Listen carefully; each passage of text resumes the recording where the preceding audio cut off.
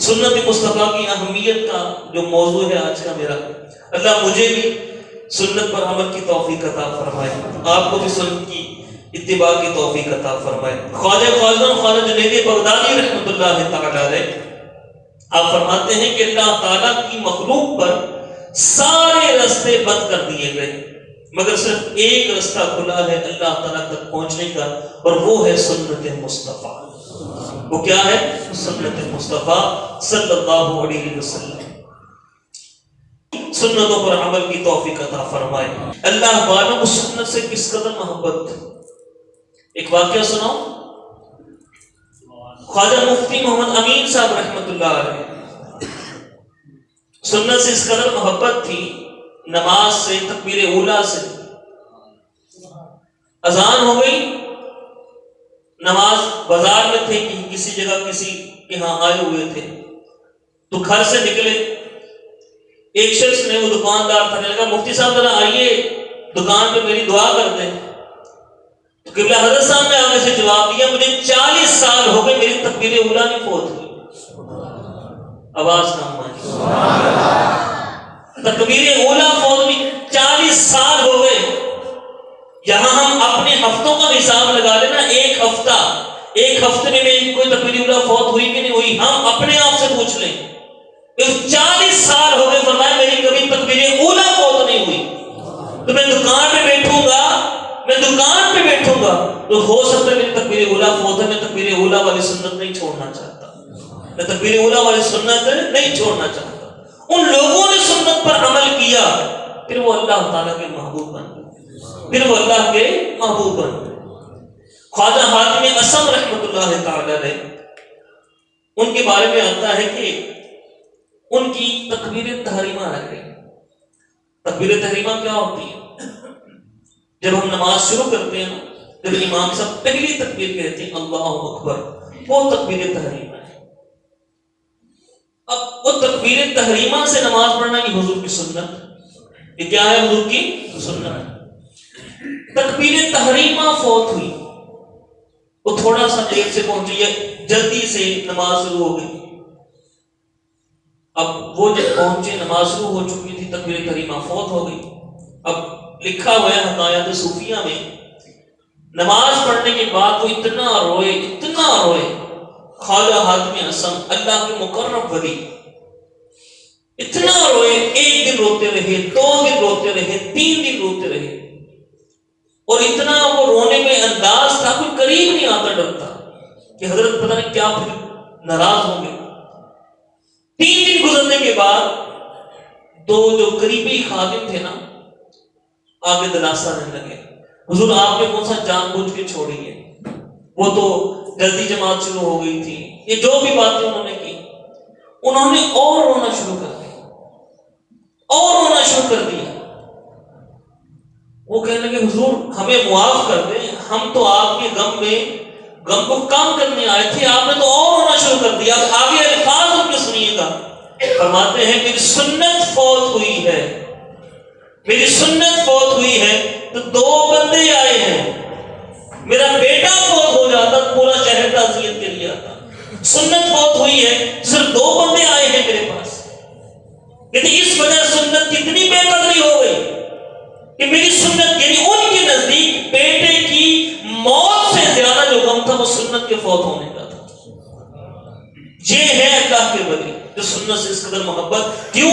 اس لیے کہ ان کو پھر حضور کا قرب نصیب ہوا، ان کو اللہ کا قرب نصیب ہوا۔ اللہ ہمیں ان کے نقش قدم پہ چلنے کی توفیق عطا فرمائے۔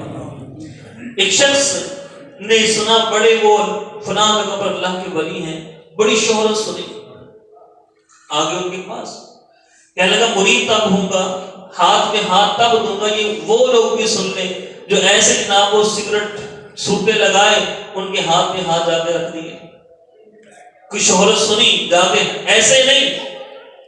پیر وہ ہے، پیر وہ ہوتا ہے جو سنت کے مطابق چلے، جو سنت کے مطابق نہیں چلتا وہ پیر تو دور کی بات، وہ صحیح مسلمان نہیں ہے۔ سنت مصطفیٰ یہ اصل چیز ہے، سنت مصطفیٰ اپناتا ہے وہ کامل ہے، سنت کے مطابق عمل وہ کامل نہیں ہے۔ اس نے بڑا سنا، بڑی شہرت سنی فلاں اللہ کے ولی چلا کے کہہ رہے کرامت دیکھوں گا تو ہاتھ پہ رکھ کے ہاتھ بیعت کر لوں گا.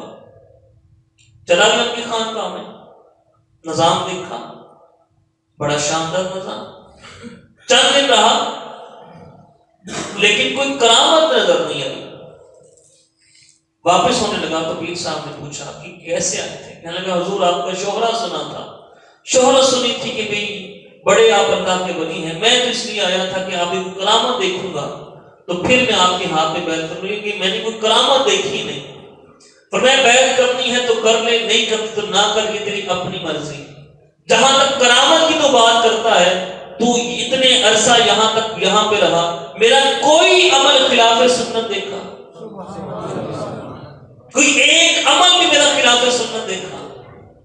میرا کھانا کھانے سے لے کر مسجد جانے تک, وہاں سے واپس آنے تک کوئی عمل سنت کے مخالف دیکھا.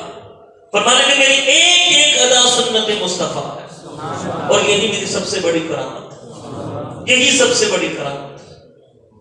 آج ہم یہ سمجھتے ہیں جناب وہ معاملات دوسرے ہو جائیں, ہمیں کوئی ما فوق الفطرت چیز نظر آئے, ما فوق العقل چیز آئے, پھر ہم بیعت کریں گے. نہیں, اصل چیز سنت مصطفیٰ, کہ تیرا پیر سنت کے مطابق چلتا ہے کہ نہیں چلتا, سنت کی تلقین کرتا ہے کہ نہیں کرتا.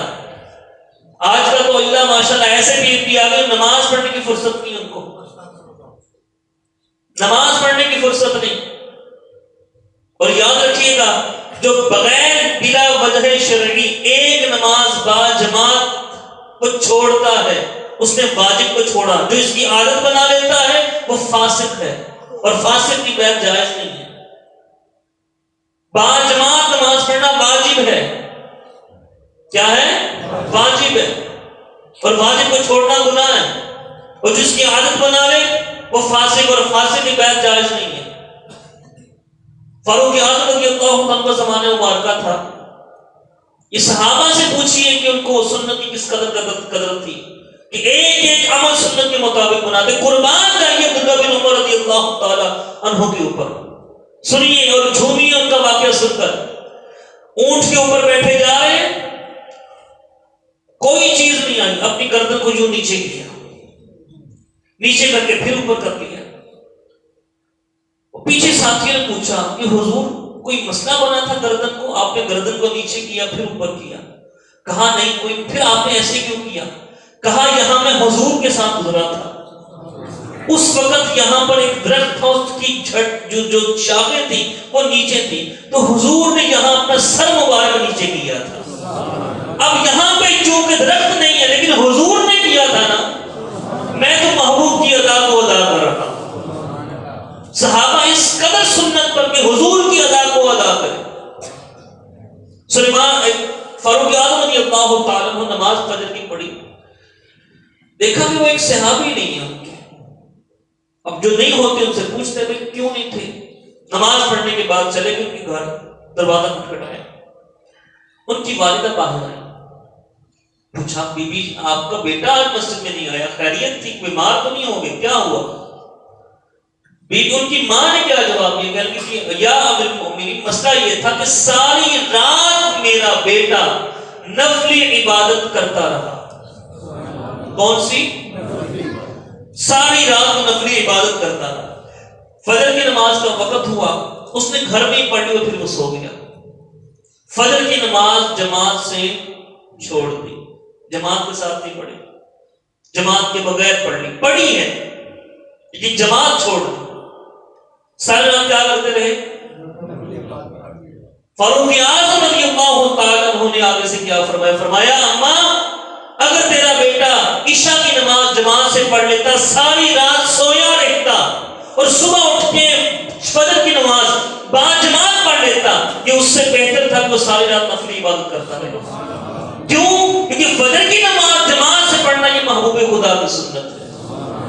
اور میرے آقا صلی اللہ علیہ وسلم نے فرمایا جس نے عشاء کی نماز جماعت سے پڑھی اور پھر فجر کی نماز جماعت سے پڑھی, اللہ تعالیٰ اس کو پوری رات عبادت کا ثواب عطا فرماتا ہے. کیوں عطا فرماتا ہے؟ کہ میرے محبوب کی سنت ہے, یہ حضور کی سنت ہے.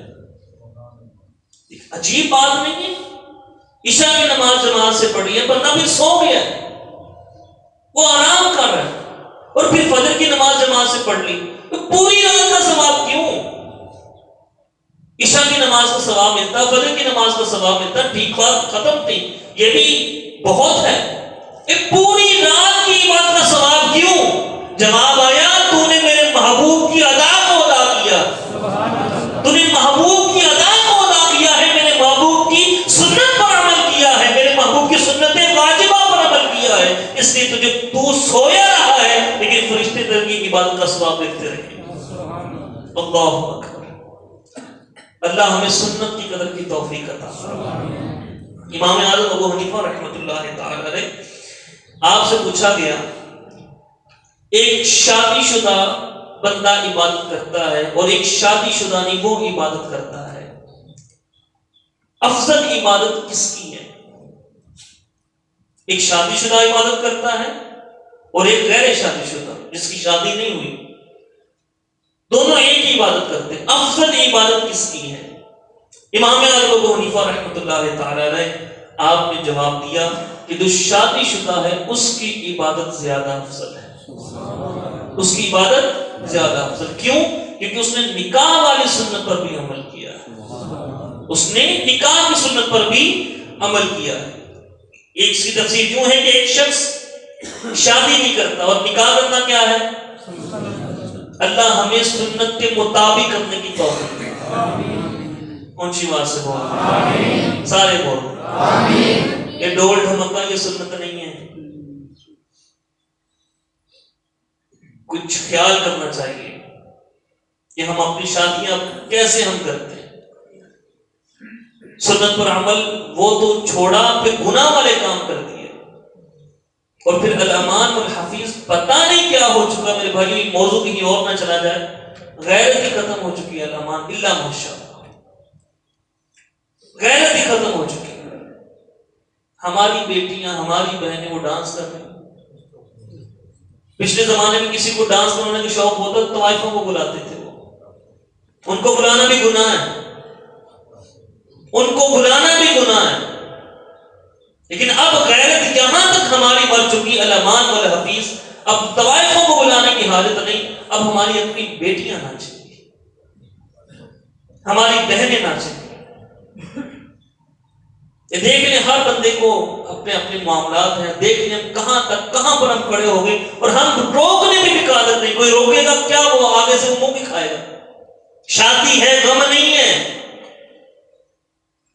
کسی نے کہا بھائی شادی ہے، محفل کروا لے، اللہ کا نام ہوگا، حضور کا نام ہوگا، برکتیں ہوں گی،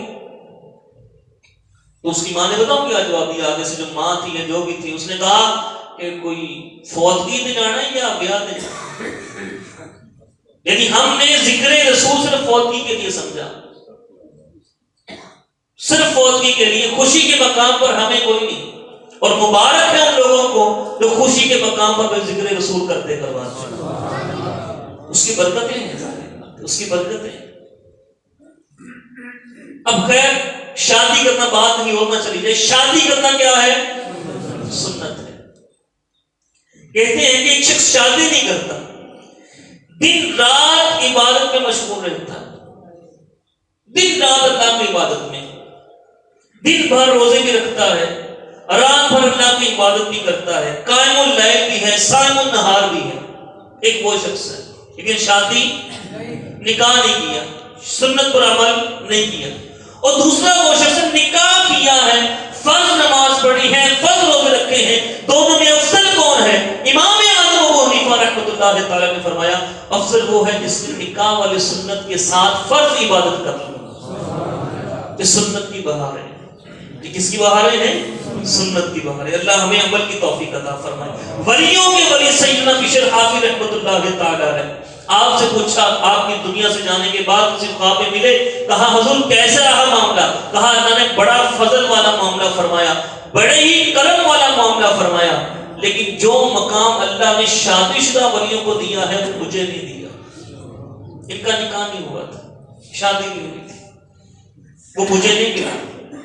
یہ نکاح والے ولی بغیر وجہ سنت پر عمل، محبوب کی ادا کو جس نے ادا کیا وہ اللہ کو زیادہ محبوب ہے۔ اللہ ہمیں بھی عمل کی توفیق عطا فرمائے۔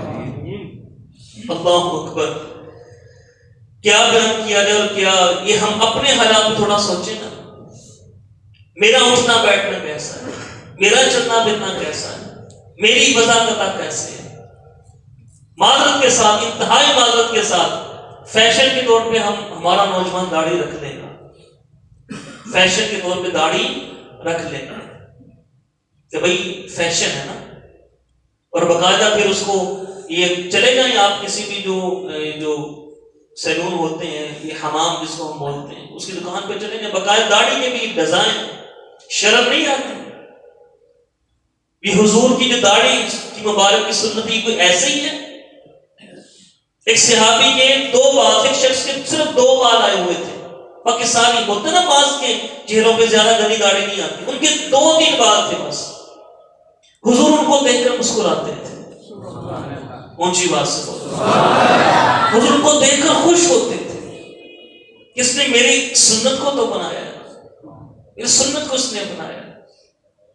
اور ایران سے 2 سفیر گئے, داڑھی نہیں تھی ان کی, مونچھیں بڑی تھی, داڑھی ہے ہی نہیں تھی. میرے آقا نے ان کو دیکھ کر رخ ہی پھیر دیا, چہرہ ہی پھیر دیا ان سے. انہوں نے کہا ہم سفیر ہیں, سفیروں کی بڑی عزت کی جاتی ہے, اور آپ نے ہمارے ساتھ کیا معاملہ کیا؟ کہا تمہاری داڑھی نہیں ہے, میرا دل نہیں کرتا تمہیں دیکھنے کو. میرے بھائیوں جن کی داڑھی نہیں, یہ ہاتھ آپ کے آگے جوڑتا ہوں, خدا نہ اپنی آمد کو سنبھالے, خدا نہ اپنی آمد کو سنبھالے. نمازیں پتہ نہیں قبول ہیں کہ نہیں ہے, پتہ نہیں کوئی معاملہ ہے کہ نہیں ہے, لیکن اگر حضور نے اپنا چہرہ انور قبر میں پھیر دیا نا, کچھ نہیں بچے گا, کچھ نہیں بچے گا. اپنے چہرے کو حضور کے چہرے کے مطابق بناؤ, حضور کے چہرے کے مطابق. یہ میرے آپ کے آگے ہاتھ جوڑے, اور اس میں آپ کا اپنا فائدہ, میرا فائدہ, مجھے تو ایک تبلیغ کا فائدہ جو ہوگا وہ تو ہوگا نا, خدا را یہ آپ کے بھلے کے لیے میں کہہ رہا ہوں. یہ نالائن پاک ہوتا ہے, یہ آپ نے دیکھا ہوگا نالائن پاک, وہ نیچے گرا ہو, ہم کیا کرتے ہیں, اس کو اٹھائیں گے, چوم کے آنکھوں پہ لگائیں گے, اور پھر کئی اپنے سر پہ بھی رکھتے ہیں. یہ ٹوپی لی ہوئی ہے ہمارے ایک بھائی نے, نالائن پاک کی بنوا کو, اور یہ ایک شعر بھی ہے اس کے حوالے سے, اور باقی وہ حقیقت شعر ہے. جو سر پہ رکھنے کو مل جائے نالائن پاک کے حضور, تو پھر کہیں گے کہ ہاں تاجدار ہم بھی ہیں. کہ حضور کا میں نے نالائن پاک, حضور کا میں نے جوتا مبارک اپنے سر پہ رکھا, ہم تاجدار ہیں. میرے بھائیوں نالائن پاک نیچے گر جائے, خدا نہ خواستہ, ہم اس کو اٹھائیں گے, چوم کر آنکھوں پہ لگائیں گے. کیوں بھائی؟ ارے تجھے پتا نہیں یہ میرے حضور کے نالائن پاک کا نقش ہے. کیا ہے؟ حضور کے نالائن پاک کا نقش ہے.